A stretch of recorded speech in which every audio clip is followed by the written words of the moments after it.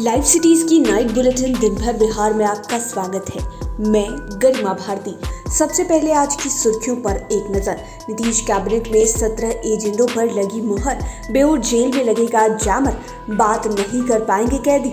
जातीय जनगणना को लेकर मांझी का तेजस्वी पर बड़ा अटैक। राजद कार्यकर्ताओं से बोले तेजस्वी, लड़ाई के लिए तैयार रहिए। बीजेपी विधायक ने हनुमान चालीसा पढ़ने के लिए मांगा विधानसभा में कमरा, मचा बवाल। हड़ताल पर गए नगर निगम के कर्मचारी, सफाई का काम ठप। भागलपुर में बच्चों से भरी नाव पलटी, 2 बच्चे लापता।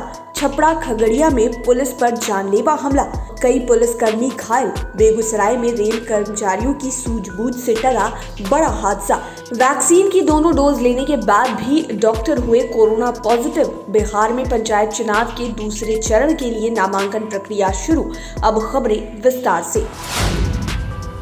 सबसे पहले बात बिहार कैबिनेट की। नीतीश कुमार के नेतृत्व में हुई कैबिनेट की बैठक में कुल 17 एजेंडों पर मुहर लगी है। विभिन्न विभागों के प्रस्ताव को सरकार ने हरी झंडी दे दी है। आर्यभट्ट यूनिवर्सिटी में 7 नए कोर्स शुरू करने की मंजूरी दी गई है। वहीं गांव-गांव में स्ट्रीट लाइट लगाने के प्रस्ताव को सरकार ने मंजूरी दी। इसके अलावा 9 करोड़ की लागत से बेऊर जेल समेत बिहार के अन्य जेलों में जैमर लगाए जाएंगे। वहीं बिहार औद्योगिक सुरक्षा बटालियन में सृजित पदों के पुनर्नामांकन के प्रस्ताव की स्वीकृति दी गई है। बिहार की सियासत में आजकल जनता दरबार चर्चे में। बीजेपी जेडीयू के बाद अब जीतन राम मांझी की पार्टी हिंदुस्तानी आवाम मोर्चा भी जनता दरबार लगाना शुरू कर चुकी है। इस दौरान जीतन राम मांझी ने जातीय जनगणना को लेकर तेजस्वी पर निशाना साधा। प्रधानमंत्री नरेंद्र मोदी को रिमाइंडर भेजने की तेजस्वी यादव के बयान पर मांझी ने कहा कि वो लीड लेने के चक्कर में लगे हैं और सबको दिखाना चाहते हैं कि वो ही सबसे आगे हैं, जबकि सीएम नीतीश कुमार इसकी पहल बहुत पहले से करते रहे हैं। जातीय जनगणना को लेकर सीएम नीतीश के नेतृत्व में विभिन्न दलों के नेताओं ने प्रधानमंत्री मोदी से मुलाकात की थी, इसलिए इस मुद्दे पर अभी इंतजार करना चाहिए। तेजस्वी यादव एक बार फिर से चुनावी मोड में आ गए हैं। आज उन्होंने कार्यकर्ताओं को संबोधित करते हुए कहा कि छोटे छोटे मतभेदों को भूलकर लड़ाई लड़ने के लिए तैयार रहना पड़ेगा। साथ ही उन्होंने पार्टी को मजबूत बनाने का आह्वान किया। उन्होंने कहा कि 2 विधानसभा तारापुर और कुशेश्वर स्थान में उपचुनाव होना है। इन दोनों जगहों पर जो रिजल्ट आया था उसमें ज्यादा का अंतर नहीं है। ये दोनों सीट बहुत महत्वपूर्ण है।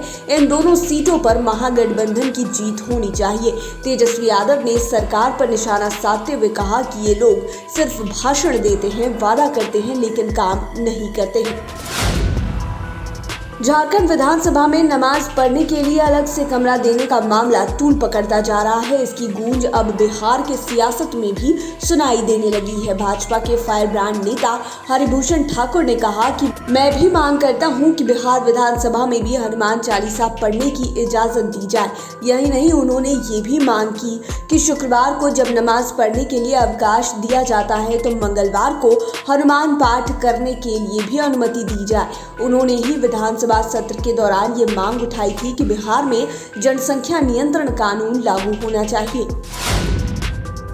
बिहार में नगर निगम और नगर निकायों के 30,000 कर्मचारी अनिश्चितकालीन हड़ताल पर चले गए। बिहार लोकल बॉडीज कर्मचारी संयुक्त मोर्चा और स्थानीय निकाय कर्मचारी महासंघ के आह्वान पर कर्मचारी अनिश्चितकालीन हड़ताल पर गए हैं। इससे नगर निगम, नगर परिषद, नगर पंचायतों में कामकाज ठप हो गया है। हड़ताली कर्मचारी समान काम के बदले समान वेतन, 10 साल से अधिक समय तक अनुबंध पर काम कर रहे कर्मचारियों को नियमित करने और आउटसोर्सिंग को खत्म करने सहित 12 सूत्री मांग को लेकर हड़ताल पर हैं। उनका कहना है कि हम डरने वाले नहीं हैं, इस बार अपनी मांग पूरी करवा कर रहेंगे। बिहार में एक बार फिर बड़ा हादसा हुआ है। भागलपुर में बाढ़ के बीच नाव पर सवार होकर बच्चे ट्यूशन पढ़ने के लिए जा रहे थे, तभी नाव तेज धार में अनियंत्रित होकर पलट गई। इसमें 2 बच्चे लापता हो गए। बताया जाता है कि भागलपुर में नारायणपुर के पहाड़पुर के पास कोसी मरघट में बच्चों से भरी नाव पलट गई। इस पर कुल 18 बच्चे सवार थे। वे सभी ट्यूशन पढ़ने के लिए जा रहे थे। नाव पलटने के बाद कोहराम मच गया। स्थानीय लोगों की मदद से 16 बच्चों को बचा लिया गया, लेकिन 2 बच्चे लापता हैं। बिहार के छपरा और खगड़िया में पुलिस पर जानलेवा हमला हुआ है। छपरा में बालू माफियाओं पर कार्रवाई करने गई पुलिस पर बालू माफियाओं ने हमला कर दिया, जिसमें कई पुलिसकर्मी घायल हो गए। गरखा के थाना अध्यक्ष और उनके वाहन चालक को गंभीर चोटें आई हैं। वहीं खगड़िया में नदी में बच्चे के डूबने से हुई मौत को लेकर गुस्साए लोगों ने पुलिस पर हमला बोल दिया। बताया जाता है कि शिकायत करने के बाद भी रेस्क्यू ऑपरेशन नहीं होने से ग्रामीण काफी गुस्से में हैं। जैसे ही वहां पुलिस पहुंची, ग्रामीणों ने उन पर हमला बोल दिया, जिसमें कई पुलिसकर्मी जख्मी हो गए।